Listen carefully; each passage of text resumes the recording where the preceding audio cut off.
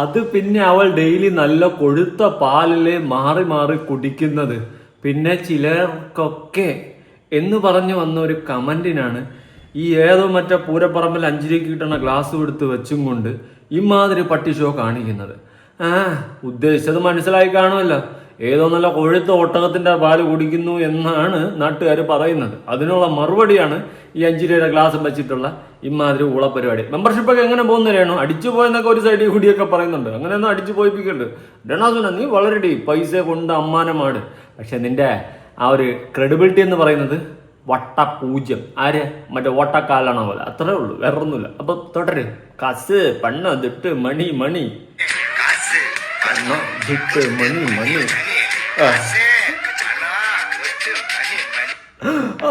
Dance കളിക്കടി. നാട്ടിൽ വന്നിട്ടല്ലേ അടുത്ത് ബാക്കി ഏറി പോകலாம். നീ ഇവിടെ കാല് കുത്തിയതിനു ശേഷം ഓൺലൈൻ മീഡിയാസിന് നീ കൊടുക്കുന്ന ബൈറ്റ് അത് കണ്ടിട്ടാണ് എനിക്ക് ബാക്കി സംസാരിക്കും. ഞാൻ അതിനു വേണ്ടിയിട്ടാണ് വെയിറ്റിംഗ്, കോട്ട വെയിറ്റിംഗ്.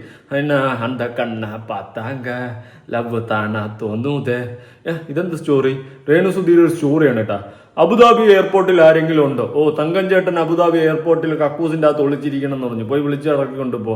അബുദാബി എയർപോർട്ടിൽ ആരെങ്കിലും ഉണ്ടാന്ന്. നീ ആരേ? കോമഡിയുള്ള എന്തു പറയാം.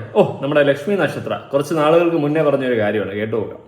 എനിക്കെപ്പോഴും ഭയങ്കര നിഷ്കളങ്കത ഫീൽ ചെയ്തിട്ടുള്ള സുധിച്ചേട്ടനാണ്.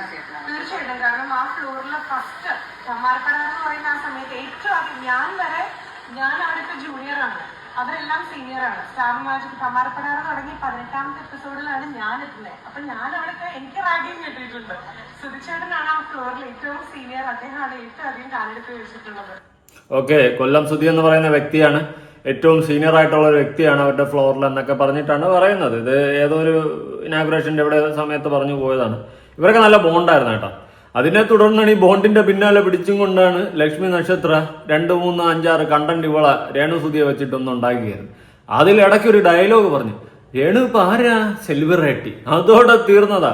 പിന്നെ ഇതുവരെ നിന്നിട്ടില്ല. അന്ന് ലക്ഷ്മി നക്ഷത്ര പറഞ്ഞ ആ ഒരൊറ്റ വാക്കിൽ ഇപ്പൊ നിൽക്കുന്നതാണ്. എവിടെ പോയിടിച്ചിരിക്കുന്നത് ദൈവത്തിനറിയാം. ഇനി നമ്മുടെ ബിഗ് ബോസ് താരം അപ്സര പറയുന്നത് കേട്ടു നോക്കാം രേണുവിനെ പറ്റിയിട്ട്.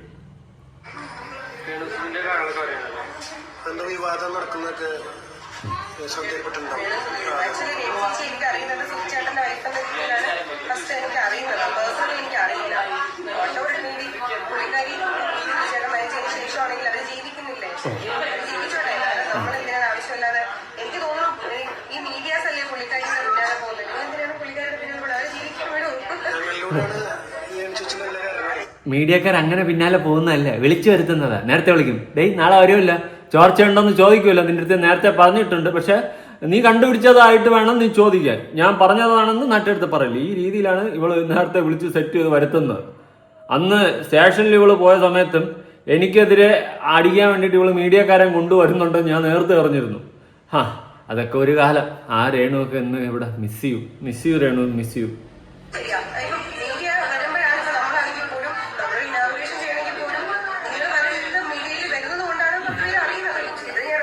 സത്യം പറയാമല്ലോ അപ്സര, ഈ കൊണ ഡയലോഗ് അടിക്കുമ്പോൾ ഒരു കാര്യം ഓർക്കുക, വേറൊന്നുമല്ല.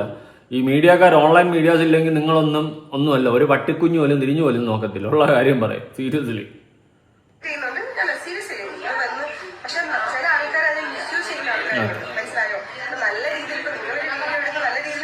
നിങ്ങൾക്കും നല്ലതാണ്, എനിക്കും നല്ലതാണ്.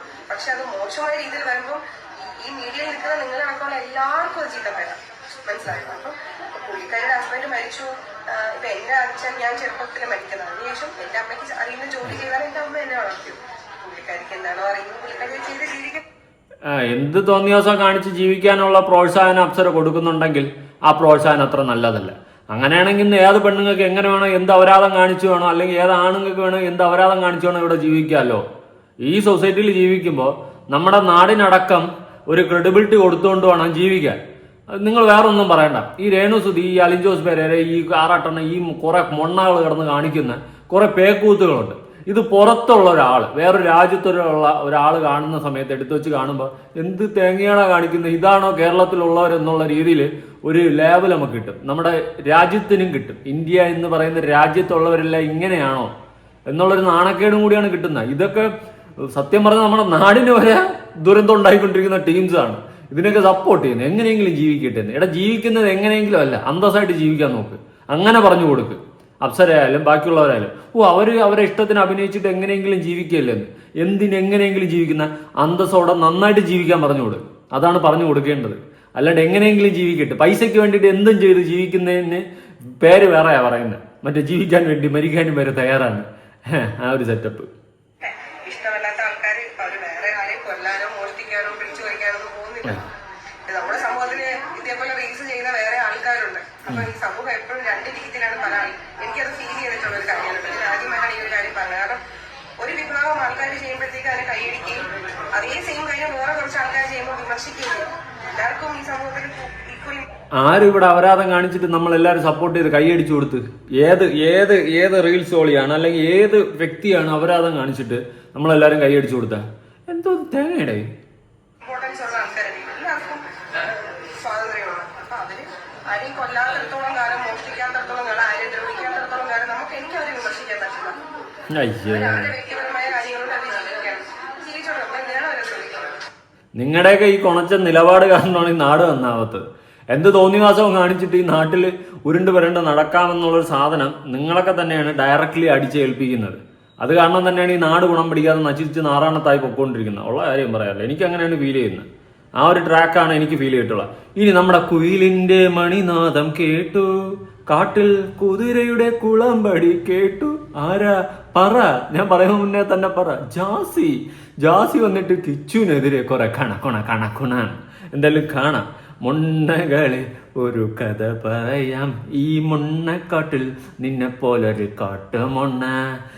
ആണാണു ആണായാൽ പെണ്ണായാൽ അടിപൊളി വേഷം. പോട്ട് ജാസി, തുടങ്ങടാ കുട്ടാ നീ. എടാ നിന്നെ അയ്യോ, സ്വന്തം വീട്ടിൽ പോലും കയറ്റൂല, സ്വന്തം വീട്ടുകാർക്ക് പോലും വേണ്ട. അങ്ങനത്തെ ഒരുത്തൻ വന്നിരുന്ന് വേറൊരു കുടുംബത്തിനെ പറ്റിട്ട് സംസാരിക്കാൻ പോകണം. കഷ്ടം.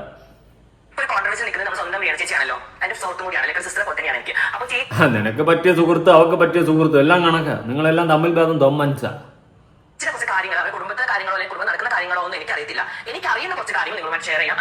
നിനക്ക് പിന്നെ എന്നാ തേങ്ങ അറിയാം? നിനക്ക് കുടുംബത്തിൽ നടക്കുന്നൊന്നും അറിയത്തില്ല, പിന്നെ നിനക്ക് അറിയാന്നുള്ള നീ ഇപ്പൊ കുറെ അങ്ങ് ഷെയർ ചെയ്ത് മലത്തികളെ പാടെ എണീറ്റ്.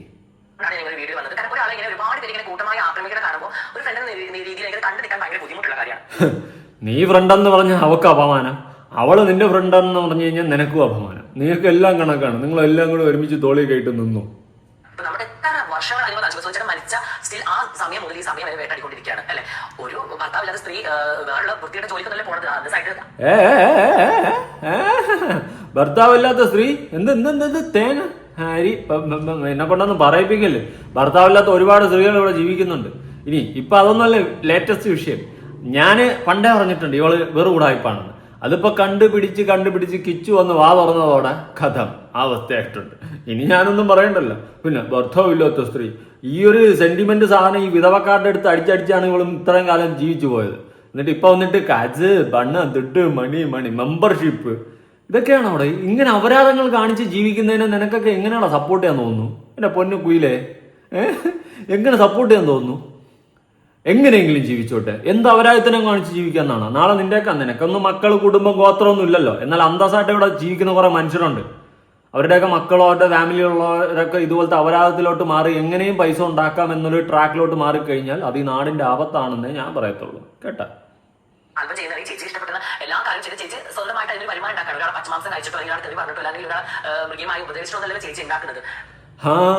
ആണോ? സപ്പോർട്ട് ആയിട്ട് താങ്ങാൻ അങ്ങോട്ട് ഇറങ്ങിയതാണോ കുട്ടാടാ നീ? എന്റെ പൊന്നളിയാ, നിനക്ക് വേറെ പണിയൊന്നും ഇല്ലേ? നീ എന്തോ സിലിക്കോണൊക്കെ കുത്തിക്കയറ്റിയൊക്കെ എന്തായി? അതിലോട്ട് പോയി ആദ്യം ആ ഉടായ്പളൊക്കെ പറഞ്ഞു തീർത്തിട്ട് നീപ്പാ അവൻ കൊണയടിക്കാൻ വന്നിരിക്കുന്നു. ഒരു പെണ്ണിനെ കെട്ടിയിട്ട് അവളുടെ ജീവിതവും തൊലച്ച് അവളെ രണ്ടാം കെട്ടുകാരി ആക്കിയവനാണ് ഇവൻ. എന്നിട്ട് ഇവന് മറ്റേ ആണിനെ കണ്ടാൽ അനങ്ങുമെന്ന് പറഞ്ഞുകൊണ്ടാണ് ഇറങ്ങി തിരിച്ചവൻ. സ്വന്തം വീട്ടുകാർക്ക് പോലും വേണ്ടാത്ത ഒരുത്തൻ. എന്നിട്ട് വന്ന് വേഷം മാറി ഇരുന്നിട്ട് അവൻ മറ്റേ പെണ്ണായി മാറിയെന്ന്. കോപ്പാണ് നീയൊക്കെ. ചില സമയത്തൊക്കെ ചേച്ചി വായിന്ന് വരുന്ന കാര്യങ്ങൾ ചേച്ചിക്ക് തന്നെ വിനയായിട്ട് ഉണ്ട്. അത് ഓക്കെ, അതൊരു കാര്യമായിട്ട് ഞാൻ നിൽക്കുന്നുണ്ട്. ഓക്കെ, ചേച്ചി കാര്യങ്ങളൊക്കെ നമുക്ക് തന്നെ അക്സെപ്റ്റ് ചെയ്യാൻ പറ്റുന്ന രീതിയിലൊക്കെ ഉണ്ടായിട്ടുണ്ട്. നമ്മൾ ചേച്ചിയോട് ഓപ്പണായിട്ട് പറയാറുണ്ട്. ചേച്ചി അക്സെപ്റ്റ് ചെയ്യാൻ ഒരു മനസ്സുള്ള വ്യക്തി. ചേച്ചി അസത്യം മനസ്സുള്ള ചേച്ചിയാണോ? പിന്നെ അസത്യം മനസ്സ് ചേച്ചി ചേച്ചി മാത്രമാണ്. കിച്ചു ഈ ഒരു കാര്യം മനസ്സിലാക്കണം. ഈ പറഞ്ഞു തരുന്ന ആൾക്കാരൊന്നും കിച്ചുവിന് കൂടെ 100% മരണം ഉണ്ടാവണം എന്നില്ല. പകരം അല്ല, കിച്ചുവിൻ്റെ കൂടെ ഇനിയിപ്പോൾ എല്ലാവരും കൂടി നാളെ തോളി കയറ്റി നിൽക്കണമെന്ന് അങ്ങനെയല്ല. എടാ നീ പോടാ. എടേ എല്ലാവരും കൂടി കിച്ചുവിൻ്റെ അടുത്ത് ഇനി ഒന്ന് അടയിരിക്കുമെന്നല്ല. അവൻ്റെ കാര്യങ്ങൾ നോക്കി അവൻ്റെ കരിയർ നോക്കി അവൻ മുന്നോട്ട് പോകണം. അവൻ്റെ ലൈഫിൽ നടന്നിട്ടുള്ള അവൻ്റെ കുട്ടിക്കാലം ട്രോമയിലോട്ട് കൊണ്ട് എത്തിച്ചിട്ടുള്ള ഒരു കാട്ടവരാത കുടുംബമാണ് ഈ രേണുവിൻ്റെ കുടുംബം. അത് മനസ്സിലാക്കണം മൊണ്ണേശ്. കിച്ചുവിന്റെ കൂടെ ഉണ്ടാകുന്നത് കിച്ചുവിന്റെ മൂന്നാമയായും കിച്ചുവിന്റെ ഇപ്പൊ മൂന്നാമൊക്കെ ജനിച്ച ഋതപ്പനായാലും ഇവരൊക്കെയാണ് കുട്ടികൾ നിങ്ങളുടെ കൂടെ ഉണ്ടാവുള്ളൂ. കിച്ചുവിൻ്റെ മൂന്നാമത് ജനിച്ച ഋതപ്പന? നീ ഇത് തേങ്ങയുടെ പറയുന്നത്? കിച്ചുവിൻ്റെ മൂന്നാമത് ജനിച്ച ഋതപ്പന കിച്ചുവിന്? അത് രേണുവിൻ്റെ വെച്ച് നീ എന്തിനായി ഈ പറഞ്ഞു തരുന്ന ആൾക്കാരൊക്കെ എന്തിനാണ് പറഞ്ഞു തരുന്നത്? ആദ്യം ബോധത്തോടെ ഒന്ന് മനസ്സിലാക്കിയിട്ട് വേണം പ്രവർത്തിക്കാനായിട്ട്. എടാ കാട്ടുമൊണ്ണെ, നീ ആദ്യം എന്ത് തേങ്ങയാണ് പറയുന്നതെന്ന് നീ ആദ്യം ബോധത്തോടെ സംസാരിക്കുക. എന്നിട്ട് നീ കോണയടിക്കാനായിട്ട് ഇറങ്ങും. ഇവിടെ പുതിയ പേപ്പറൊക്കെ വന്ന് പുതിയ ബില്ലൊക്കെ പാസ്സാക്കിയിട്ടുണ്ട്. നീയൊക്കെ മിക്കവാറും പാലത്തിന്റെ അടി ഇരിക്കേണ്ട അവസ്ഥ വരും. സന്തോഷം. ഇതുണ്ട് പൊട്ടിത്തെറിച്ചാ നീ. Jasi Ashi official. Like, share, subscribe. പോടാ എനിക്ക്. എന്റെ സുഹൃത്തും കൂടിയാണ്, ലൈക്ക് ഒരു സിസ്റ്ററെ പോലെ തന്നെയാണ് എനിക്ക്.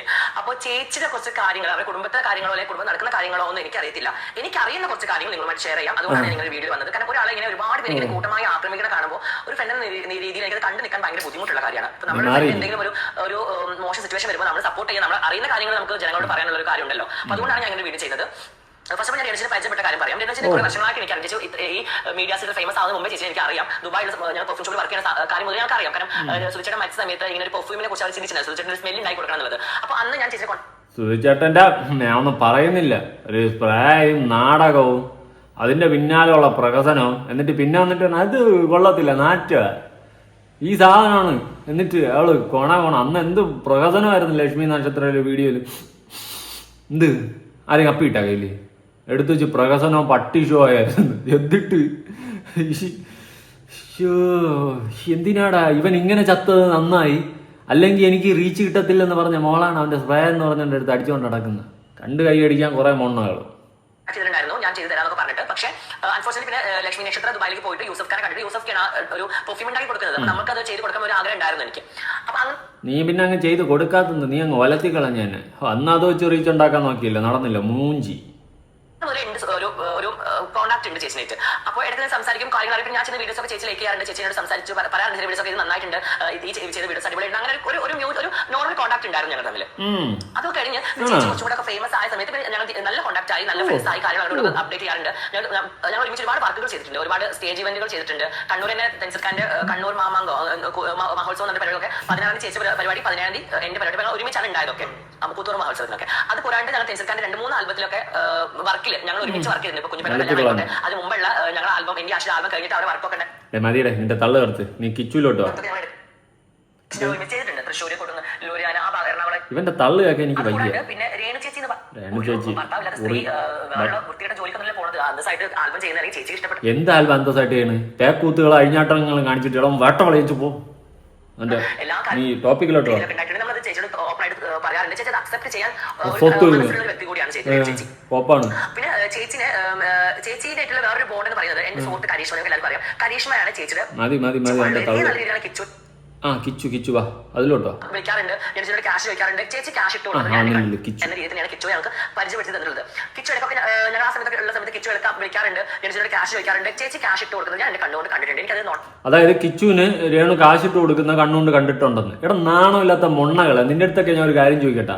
അവന്റെ കുട്ടിക്കാലത്ത് അനുഭവമാണോ പറഞ്ഞിട്ടുള്ളൂ? കുട്ടിക്കാലത്ത് അവനൊരു പട്ടിക്കുഞ്ഞു പോലും തിരിഞ്ഞു നോക്കിയിട്ടില്ല. ചൈൽഡ്ഹുഡ് ഡ്രോമ അത് നിനക്കൊക്കെ വല്ല തേങ്ങ അറിയാമോ? അതിന് സ്വന്തം വീട്ടിൽ നിന്ന് പോലും വീട്ടുകാർക്ക് പോലും വേണ്ടാത്ത നിനക്കൊക്കെ വന്നിരുന്ന് വല്ലതും പറയാനുള്ള യോഗ്യത ഉണ്ടടാ. സ്വന്തം വീട്ടുകാരടക്കം നാറ്റിച്ചിറങ്ങിപ്പോയിട്ടുള്ള നീയൊക്കെയാണ് ഇതിന് വന്നിരുന്ന് കൊണാവധികാരം പറയുന്നത്. ഒരു പെണ്ണിനെ കെട്ടിയിട്ട് നീ മറ്റേതാണെന്നുള്ള ബോധം നിനക്കുണ്ടായിരുന്നെങ്കിൽ നീ ഒരു പെണ്ണിനെ കെട്ടിയിട്ട് അവളുടെ ജീവിതം വരെ തൊലച്ചവനാണ് നീ. നീ വന്നിരുന്ന് ഇതിൽ കൊണവധികാരം പറയുന്നത് നിനക്ക് എത്ര അന്തസ്സുണ്ടാ? സ്വന്തം വീട്ടുകാരെ നാറ്റിച്ചും കൊണ്ട് അവൻ മറ്റേ സാരി എടുത്തു ചുറ്റിക്കൊണ്ട് ഇറങ്ങിയവനാണ് ഇവൻ. എന്നിട്ട് വേറെ ആശി എന്ന് പറയുന്ന ഒരുത്തനെ ബലാത്കലമായിട്ട് അവനെയും പിടിച്ചു വെച്ച് അവന്റെ ലൈഫും സ്പോയിൽ ചെയ്ത് അവനെയും പണ്ടടിച്ച് നൂത്ത് ഒരു ലെവലിലാക്കി കൂടെ തൂക്കിയിട്ടുണ്ട് നടക്കുകയാണ്. എന്നിട്ട് ഗുണവധികാരം അടിക്കുന്നത് നാണം ഉണ്ടാടാ നിനക്ക്? എന്റെ പൊന്നെ, കുടുംബക്കാര് സംസാരിക്കാൻ വന്നിരിക്കുന്നേ. നിനക്ക് എന്തെങ്കിലും യോഗ്യത ഉണ്ടാടാ? നിനക്ക് ക്വാളിറ്റി എന്ന് പറഞ്ഞ സാധനം ഉണ്ടാ? ആവശ്യമില്ല. കിച്ചുനെ എനിക്ക് വലിയ ബന്ധമോ കാര്യങ്ങളോ സംസാരം ഒന്നും ഉണ്ടായില്ല. അപ്പോൾ കിച്ചുനെ വെറുതെ ഇങ്ങനെ ഒരു കിച്ചുനെ ഒരു നുണയനാണെന്ന് പറഞ്ഞ് പരത്തേണ്ട ഒരു കാര്യം എനിക്കില്ല. ഞാൻ ചേച്ചിയുടെ ഫ്രണ്ടാണ്. ആ ഫ്രണ്ട് രീതിയിൽ ഞാൻ കണ്ട കാര്യം എനിക്ക് തുറന്ന് പറയാലോ. അതാണ് ഞാൻ ഇങ്ങനെ വിളിച്ചത്. അപ്പൊ ചേച്ചി ഈ പറഞ്ഞ 300-400 മാത്രമല്ല, അത്യാവശ്യം നല്ല എമൗണ്ട് ഒക്കെ കിച്ചുനെ ഇട്ട് കൊടുക്കുന്നത് ഞാൻ പേഴ്സൺ അതെ 250-450 എനിക്ക് പോണോ കോട്ടമുണ്ണ കണ്ടിട്ടുണ്ട്. ഞാൻ ചോദിച്ചിട്ടുണ്ട് ചേച്ചി എന്തിനാണ് കുട്ടികൾക്ക് ഇത്ര ക്യാഷ് കൊടുക്കുന്നത്, അത് എന്തിനാണ് അവർ ഉപയോഗിക്കുന്നത് എന്നുള്ളത് ഒന്ന് ഉറപ്പ് വരുത്തണം. ഇല്ല കിച്ചു അവൻ അങ്ങനെയൊന്നും ഇല്ല, വീട്ടിൽ സാധനം അങ്ങനെ ഫീസാണ്. അപ്പൊ ഞാൻ ചോദിക്കുന്നത് യൂട്യൂബ് ചാനലൊക്കെ ചേച്ചി കിച്ചു ചെയ്യുന്നില്ല, അതൊക്കെ വരുമാനമില്ല. ഞാൻ ചോദിക്കാറില്ല ജാസ്തി എന്നോട് പറയുന്നത്. ചേച്ചി ഈ പ്രശ്നം നടക്കുന്ന ഒരു 2-3 ദിവസം മുമ്പ് പോലും ചേച്ചി കിച്ചുവിന് ക്യാഷ് ഇട്ട് കൊടുത്തിട്ടുണ്ട്. അതുവഴി ചേച്ചി വന്ന് ചേച്ചി തന്നെ തെളിയിക്കുന്നതായിരിക്കും നല്ലത്. അത് ചേച്ചിയോട് പറഞ്ഞ കാര്യമാണ്. അപ്പൊ അത് മാത്രം ശരിയാണെന്ന് എനിക്കല്ല. പക്ഷേ ചേച്ചി ഇവിടെ ബോധമില്ലാത്തതന്നെ. ഞാനൊരു കാര്യം ചോദിക്കട്ടെ, ക്യാഷ് ഇട്ട് കൊടുത്തു കഴിഞ്ഞാൽ എല്ലാം ആയിക്കഴിഞ്ഞാൽ എന്തിനാണ് ഒരു കുട്ടി ക്യാഷ് ഇട്ട് കൊടുക്കുന്നത്? അത് ചോദിക്കുന്നില്ല. ഒരു കെയർ ഇല്ല, ഒരു കൺസേൺ ഇല്ല, ഒരു തേങ്ങയില്ല. എടാ ഇതിന്റെയൊക്കെ തലക്കകത്ത് എന്തോ തീട്ടങ്ങളോ ചോദിക്കുന്നത്? എനിക്ക് അറിയാൻ പാടില്ലാത്തതുകൊണ്ടാണ് ഞാൻ സീരിയസ്ലി ചോദിക്കുന്നത്. കുറെ എണ്ണം വന്നിരുന്ന് പറയുന്നു കിച്ചുവിന് രേണു ക്യാഷ് കൊടുത്ത് കഴിഞ്ഞാൽ ആയാ. കുട്ടിക്കാലത്ത് അവൻ അനുഭവിച്ചിട്ടുള്ള ഒരു വിഷയമുണ്ട്. 3 വർഷത്തോളം ഒരു റൂമിന്റെ അകത്ത്, അതും കമ്പ്യൂട്ടറുമായിട്ടിരിക്കുന്നു. അവന്റെ അപ്പം വന്നാലാണ് അവന് ഫുഡ് കിട്ടുന്നത്. ആകെ അവിടെ ഒരു കൂട്ടുണ്ടായിരുന്ന ഋതപ്പൻ മാത്രമാണ്. ഈ ഒരു കാര്യം പറയുമ്പോൾ ആ ചെറുക്കൻ്റെ മാനസികാവസ്ഥ ഒന്ന് ആലോചിച്ച് നോക്കും. അവൻ കടന്നു വന്ന വഴികള്, അവന്റെ കുട്ടിക്കാലമാണ് അവൻ ജനങ്ങളിലേക്ക് തുറന്നു കാട്ടിയത്. അത് കാട്ടിയപ്പോൾ രേണു എക്സ്പോസ് ആയി. രേണു എങ്ങനെ ഉള്ളവളാണെന്ന് നാട്ടുകാരെ അറിയുകയും ഈ വന്ന് കിടന്ന് ഓൺലൈൻ മീഡിയാസിന്റെ മുന്നിൽ കാണിക്കുന്ന സ്നേഹം വെറും പ്രഹസനമാണെന്ന് ജനങ്ങൾ തിരിച്ചറിഞ്ഞു. നീയൊക്കെ ഉടനെ രേണുവിനെ അങ്ങോട്ട് വെളുപ്പിക്കാനായിട്ട് പൈസ കുറെ കൊടുത്തെന്ന് പറഞ്ഞ് മുണ്ണകളെല്ലാം കൂടി ഒരുമിച്ച് കുടയും പിടിച്ചിറങ്ങി. ഒന്നും പറയാനില്ല. ഇത്രയേ ഉള്ളൂ നിന്റെയൊക്കെ വിവരം. വ്യക്തിയല്ല. പിന്നെ രണ്ടാമത് എന്തിനാണ് ഈ കിച്ചൺ ഇത്രമാത്രം ക്യാഷ് എന്നുള്ളത് ഒരു ചോദിച്ചതാണ്. എന്തിനാണ് ക്യാഷ് ഇത്രമാത്രം കിച്ചൺ ചെറിയ ക്യാഷ് മൂഞ്ചാൻ? പിന്നെ അല്ലാണ്ട് എന്തിന് ക്യാഷ്? എന്തിനാണോ ചെലവാക്കാൻ? ഇനി അവൻ ലഹരിക്കും കാര്യങ്ങൾക്കൊക്കെ ഉണ്ടായിരുന്നെന്ന് അവൻ തന്നെ പറഞ്ഞിട്ടുണ്ട് അവന്റെ പാസ്റ്റില്. അതിനെല്ലാം ക്യാഷ് വേണ്ടേ? അതാര് കൊടുത്ത്? രേണു കൊടുത്ത്. അതാണ് ക്യാഷ് കൊടുത്തിട്ട് എന്തിനാണ് ക്യാഷ് എന്ന് പോലും ചോദിക്കാതെ തോന്നിയ മാസത്തിന് കൊടുത്തു വിട്ടു. അതെന്തിനാണ് അവൻ ചോദിക്കുമ്പോൾ ക്യാഷുകൾ കൊടുക്കുന്നതെന്ന് ചോദിച്ചു കഴിഞ്ഞാൽ, ഇനി രേണു ഫെയിമിൽ നിൽക്കുന്നത് കൊണ്ടും ഇവളുടെ കരിയറിലോട്ടൊരു ബ്ലാക്ക് മാർക്ക് വരാതിരിക്കാനും കിച്ചു പഴയ കാര്യങ്ങൾ തുറന്നു പറയാതിരിക്കാൻ വേണ്ടിയിട്ടുമാണ് അവൻ ചോദിക്കുമ്പോൾ 10, 200, 500, 300 ഒക്കെ ഇട്ട് കൊടുക്കുന്നത്. മനസ്സിലാക്കുക? അതായത് ഇവളെ എക്സ്പോസ് ചെയ്യാതിരിക്കാൻ വേണ്ടിയിട്ട്, കിച്ചു സത്യം തുറന്നു പറയാതിരിക്കാൻ വേണ്ടിയിട്ട് രേണു ചെയ്തുകൊണ്ടിരുന്ന പേക്കൂത്തുകൾ ആണ്, അല്ലെങ്കിൽ നാടകമാണ് എന്നുള്ളൊരു കാര്യം മനസ്സിലാക്കുക. അല്ലാണ്ട് വേറെ ഒന്നുമല്ല അതിന്റെ പിന്നിലുള്ള കളി. കാശ് എന്തിന് രേണു കൊടുത്തു? കിച്ചു കാശ് ചോദിക്കുമ്പോൾ കാശ് പടപടാന്ന് അയച്ചു കൊടുക്കുന്നു. എന്തുകൊണ്ട്? അവന്റെ കുട്ടിക്കാലം സ്പോയിൽ ചെയ്ത ആ കഥ ജനങ്ങൾ അറിയാതിരിക്കാൻ വേണ്ടിയിട്ട് മാത്രമാണ് രേണു അങ്ങനെ ഒരു കളി കളിച്ചുകൊണ്ടിരുന്നത്. അത് സാമാന്യ ബോധം വെച്ച് ചിന്തിച്ചാൽ മനസ്സിലാവും. ഇല്ലാത്ത ഇതുപോലത്തെ തീട്ടങ്ങൾ വന്നിരുന്ന് പട്ടിത്തിട്ട വർത്തമാനം പറഞ്ഞുകൊണ്ടിരിക്കും. ഒരു 20-24 വയസ്സുള്ള കുട്ടിക്ക് ഇത്രമാത്രം ക്യാഷിന്റെ ആവശ്യം എന്തിനാണെന്നുള്ളത് എനിക്കറിയില്ല. അത് നമുക്ക് ചോദിക്കേണ്ടിരിക്കുന്നത്. പിന്നെ കുറെ ആൾക്കാർ പറഞ്ഞു രേണു ചേച്ചി ദുബായിൽ പോയിട്ട് വരുന്ന സമയത്ത് കുറേ ലഗേജ് ഉണ്ട്, അതാണ് ഇതാണ്. പൊന്നു മക്കളെ ഒരു കാര്യം പറയട്ടെ, ഞാൻ ദുബായിൽ വർക്ക് ചെയ്ത വ്യക്തിയാണ്, ദുബായിൽ ജീവിച്ച വ്യക്തിയാണ്. നമ്മുടെ ഒരു എന്തായിരുന്നു അവിടെ പരിപാടി? കൊയിലിന്റെ മണിനാദം കേട്ടു, കാട്ടിൽ കുതിരയുടെ ഗുളമ്പടി കേട്ടു. വീട്ടിലേക്ക് ഒരു എന്താ പറയാ കുറച്ച് ലഗേജ് സാധനങ്ങൾ വീട്ടിലേക്ക് എത്തിക്കുന്നുണ്ടെങ്കിൽ ഒരു 500 രൂപ ഡ്രംസ് മതി. നമുക്ക് ഒരു 500 ഡ്രംസ് ഉണ്ടെന്നുണ്ടെങ്കിൽ നമുക്ക് അവിടെ ഒരു വട്ടൂരിന് പോയിട്ട് നമുക്ക് സാധനങ്ങൾ എടുക്കാം. അവിടെ 20 ഡ്രംസ് ആണ് ഇത്രയും വലിയ കമ്പിളിക്ക്. ആ കമ്പിളിയുടെ ഒരു നിങ്ങൾ ദുബായിൽ കമ്പിളി ഉണ്ടോ? അത്രയും വലിയ കമ്പിളിക്ക് ഒരു 50 ഡ്രംസ്. ഒരു ഈ മുന്നേ കൊണ്ട് തോറ്റില്ല ഇവൻ കമ്പിളി കണക്കും പറഞ്ഞോണ്ടിരിക്കണം. കമ്പിളിപ്പതപ്പേ എന്തോന്നിടേ നീയൊക്കെ ഏത് യൂണിവേഴ്സിറ്റി? ഞാൻ മടുത്ത് നിന്റെയൊക്കെ യൂണിവേഴ്സിൽ വന്ന് തല വച്ച് ഞാൻ മടുത്ത് ജീവിതം മറുത്തിരിക്കുക. 20 ഡ്രംസ് ഒക്കെ ഉള്ളൂ. അപ്പൊ അത്രയും സാധനത്തിന് ഒരു 50 ഡ്രംസ് എന്ന് പറയുമ്പോൾ 50 രൂപ ആയിട്ട് കണക്കാക്കുക നിങ്ങൾ. ബാക്കി 450 രൂപ കിടക്കാണ്. അതിന് നമുക്ക് അല്ലല്ലോ അവിടെ 1 drums, 2 drums, 3 drums, 5 drums, 6 drums, 10 drums, 20 drums അത്രയേ ഉള്ളൂ. അപ്പുറത്തേക്കുള്ള സാധനങ്ങളൊന്നും കണ്ടിട്ടുണ്ടാവില്ല. നമുക്കൊരു വീട്ടിലേക്ക് ആവശ്യമുള്ള എല്ലാ സാധനങ്ങളും നല്ല ക്വാളിറ്റിയോട് കൂടിയിട്ട് ബൾക്കായിട്ട് വാങ്ങാം. ഞാൻ അങ്ങനെ വാങ്ങിച്ചൊരു വ്യക്തിയാണ് എന്റെ വീട്ടിലേക്ക്. 2-3 ബോക്സുകളായിട്ട് എന്റെ വീട്ടിലേക്ക് കൊറിയർ ചെയ്ത്. അതിനിപ്പോ എന്തേ നിന്റെ പ്രശ്നം എന്താ? ഇവനൊരു സംഭവം തന്നെ കേട്ടോ. നീ ഇങ്ങ് വാ, ഇത്രയും കേൾക്കാം. വാ അവസാനത്തിലോട്ടോ.